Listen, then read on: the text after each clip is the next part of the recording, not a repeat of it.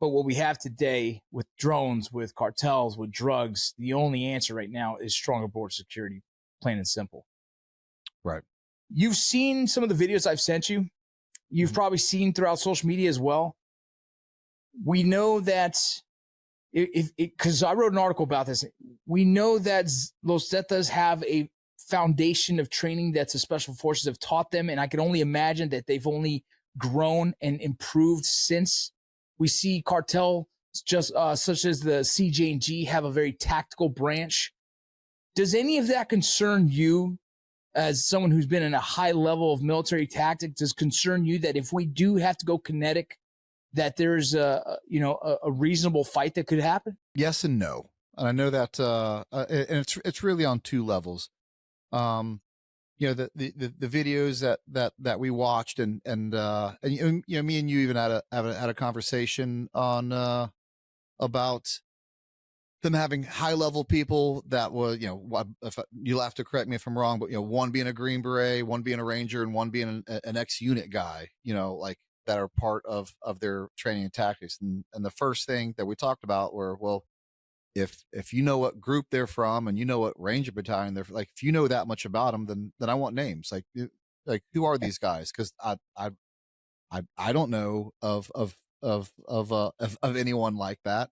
So I'm not sure, at least in this particular instance, that they have that type of personnel managing them. I don't believe there's an ex-unit guy over there, that switched sides and is actively working with and for the cartel.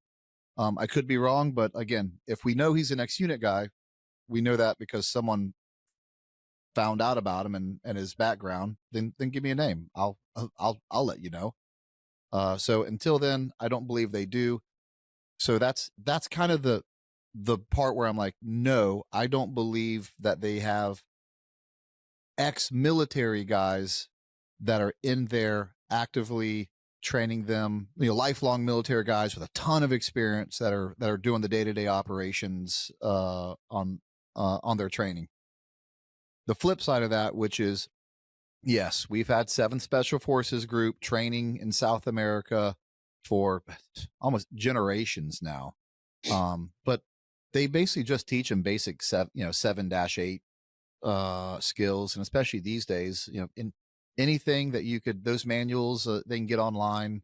There's training videos online. They don't need Green Berets to go down there to teach other people for them to steal those tactics and bring them over.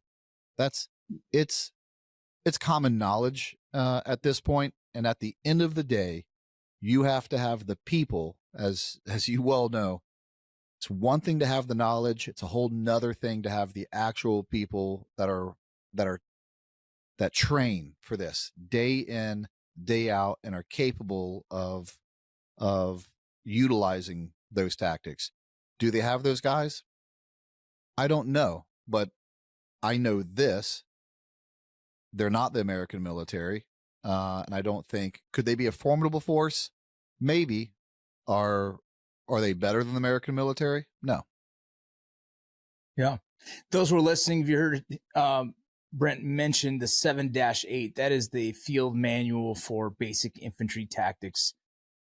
Simple things as patrolling, setting up, I don't even know if setting up an ambush, that's in the Ranger handbook, but maybe 7-8 has it. I can't even remember, it's been so long. But either way, basic military tactics, it is an open source you can find online. So that's what he was referencing. Yeah. But I'll say this. Go ahead, regardless of tactics, the truth is they have home field advantage. And if there's one thing we've learned as a military, and I'll go ahead and dispel this, people say, oh, you're the greatest military in the world. Afghanistan kicked your ass. That's absolutely not true. Absolutely not true. We haven't lost a battle in Afghanistan or Iraq. We've done nothing but stack bodies everywhere we've been. Nation building is very difficult. And the only person that could have lost the Afghan war, because we won every battle we were ever in, were the Afghan people. They didn't want it, and we can't make them want it more than we do. So for them to even try to, reach for that and say, well, you're not the greatest military power, you've been handed losses in Afghanistan and Iraq.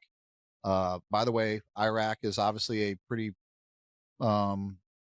founded, pretty well established state at this point. Iraq's doing pretty good. Yes, it took a long time, but Iraq is its own state.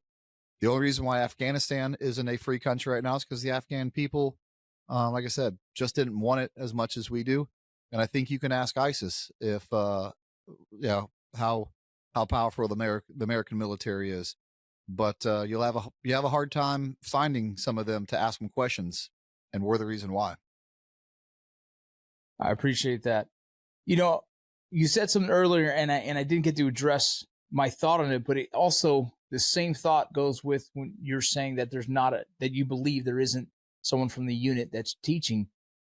I've seen a lot of crazy things when it comes to the Mexican side of the conversation, because the financial backing, the drug backing, has made everyone corrupt in a sense. And I can't say everyone. That's kind of I shouldn't say everyone, but it is hard to say when you said, let's just kind of help them. I'm always nervous. Like, yeah, I'd love to see Mexico take charge and control the narrative and start to, take down the cartel themselves. But they're so inundated with corruption. So many law enforcement are still corrupted. I've seen it personally as an agent on the ground. Some of the border agencies that we've worked with, corruption, politicians, corruption. There's question that the current president of Mexico right now is corrupt. So when you say that, do you think that's a possibility that we could actually assist them without seeing the corruption that they have currently and that they've had for many years?